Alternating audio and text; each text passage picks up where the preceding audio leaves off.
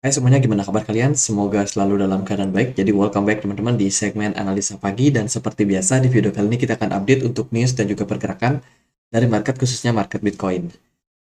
Masuk weekdays lagi, hari ini tanggal 11 September 2023 teman-teman, setelah kita melewati 2 hari ya weekend yang sangat-sangat rendah sekali untuk sentimen. Tidak terlalu banyak news teman-teman, dan kita akan mulai lagi hari Senin. Semoga news kali ini lebih banyak lagi ya, sehingga ya lebih seru untuk diberitakan.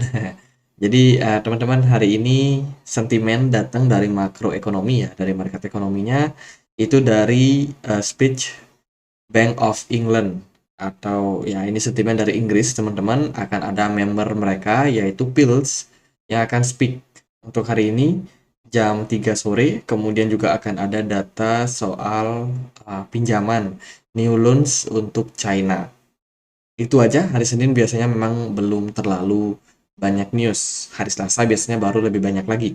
Ingat, minggu ini akan menjadi minggu yang penting. Kenapa? Karena pada hari Rabu, Kamis, itu akan ada data inflasi Amerika Serikat, yaitu CPI dan juga PPI. Jadi wajib buat hati-hati teman-teman ya.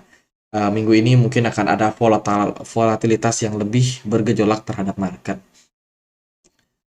Nah, teman-teman, kita dapat kabar duka kemarin ya. Maroko itu mendapatkan gempa bumi hari kemarin, dan sudah apa namanya memakan korban sampai 2.100 lebih, teman-teman. Ini jumlah masih bisa bertambah ya. Eh, Tercatat sudah 2.100 yang meninggal akibat gempa yang cukup keras ini ya, 6,8 magnitudo. Dan kalau kita lihat dari pemberitaan ini, memang benar-benar berita yang eh, mengatakan bahwa Maroko mendapatkan gempa terparah, teman-teman, panjang masa. Jadi ini gempa yang paling keras yang menerjang, apalagi sekarang musim panas ya, musim kering, teman-teman. Di mana kekeringan itu menjadi sesuatu yang mempersulit kondisi daripada para korban, ya kan, karena air bersih mungkin akan sangat sulit. Kemudian juga ekspor impor pun juga terhambat kan karena beberapa masalah, seperti ya kemarin ada terusan Panama yang kering, sehingga ekspor laut itu bermasalah, teman-teman, karena masalah kemarau panjang ini. Jadi semoga para korbannya eh, ya bisa mendapatkan pertolongan dengan cepat ya, teman-teman. Ya, itu kabar duka. Dari news sentimen dari market nggak terlalu banyak. Kemarin kita udah sharing juga ya. Singkat aja. Jadi PP mengumumkan kalau Telegram mereka kena hack. Jadi komunitas Telegram mereka semuanya diretas, dan peretas ini itu mengirimkan postingan-postingan yang tidak sesuai dengan PP developer dari PP.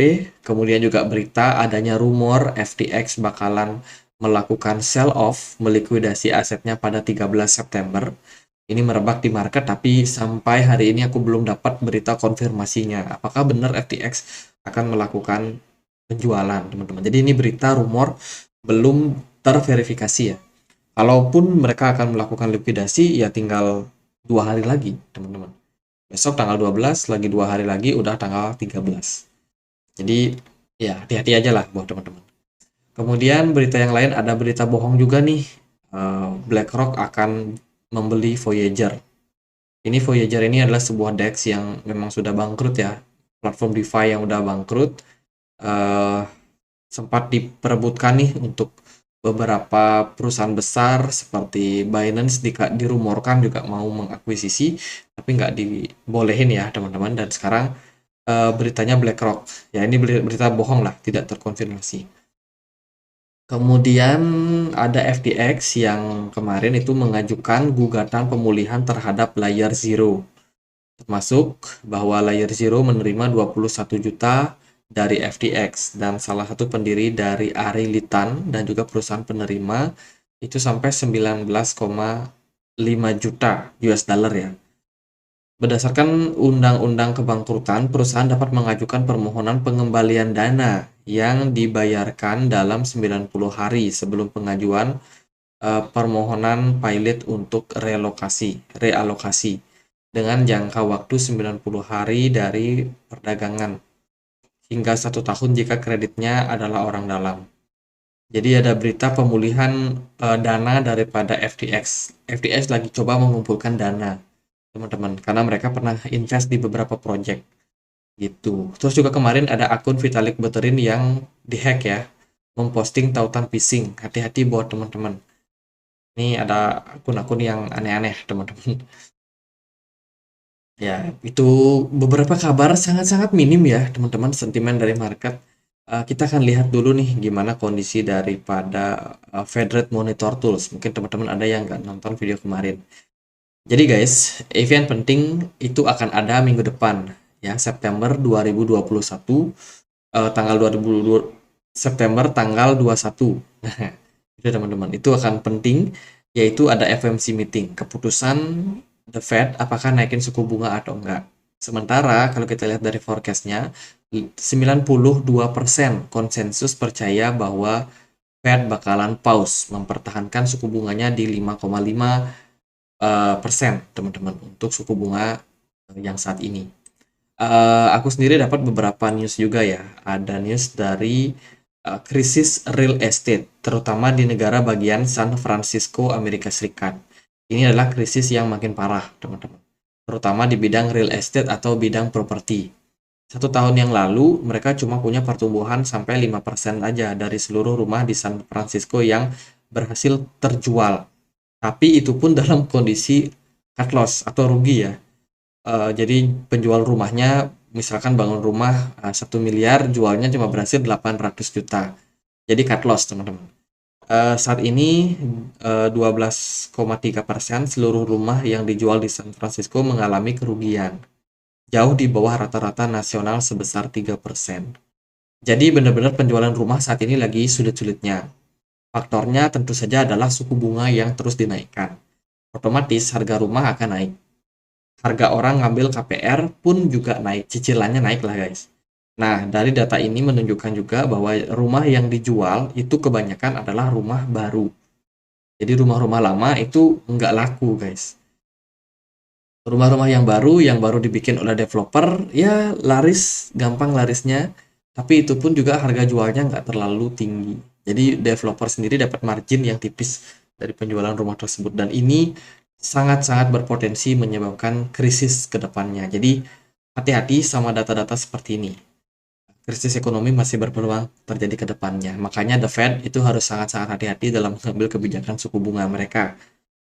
Semoga sih The Fed nggak bakalan agresif lagi ya, teman-teman, kalau melihat dari data-data ekonomi yang seperti ini. Next, itu ada berita dari NIR Protocol. Sejak bulan September, aktivitas di NIR meningkat secara signifikan. Jumlah transaksi harian mencapai 1,9 juta. Dan jumlah akun aktif harian mencapai 730.000. Pada tanggal 5 September, berbagai data mencapai level puncak historisnya. Jadi ini bagus untuk ekosistem daripada NIR Protocol yang mengalami peningkatan pengguna. Gitu. Dari berita FTX kemarin cukup men-trigger market ya. Sell off terjadi di beberapa altcoin. Contohnya GRT, terus juga ARB kemarin dapat tekanan jual yang lumayan signifikan. Ada Elis dapat sell off juga. Kaspa seperti biasa suka lawan arus. Terus ada Stake yang turun tipis, teman-teman. Litecoin pun juga kemarin mendapatkan tekanan jual ya. Solana agak dalam turunnya karena rumor FTX yang mau jualan. Banyak Solana yang mereka invest. Kemudian juga ada Launch. Jadi banyak sekali altcoin yang terkapar. Dari segi BTC dominance memang make sense karena BTC dominance-nya kemarin menguat. Bitcoin ya stabil-stabil aja sih. Bitcoin masih bertahan di atas level 25.000 dan menurut saya sih posisi dari Bitcoin sekarang ini masih sideways aja ya, struggle teman-teman. Altcoinnya ya kasihan karena udah kena tekanan jual yang lumayan. Nanti kita akan dapat closing time frame weekly dari chart Bitcoin doji 3 kali. Parah banget 3 minggu doji, pergerakan market tidak sangat tidak menarik. Ya itu sih teman-teman, volume perdagangannya nggak tinggi, Kemudian smart money udah hilang sejak 4 minggu terakhir. Kalau dari closing time frame daily, hari ini kemungkinan doji lagi ya, tanpa candle, tanpa apa namanya body candle. Jadi benar-benar flat. Lalu di time frame 4 jam pun juga ada volatilitas yang terjadi pada market nih.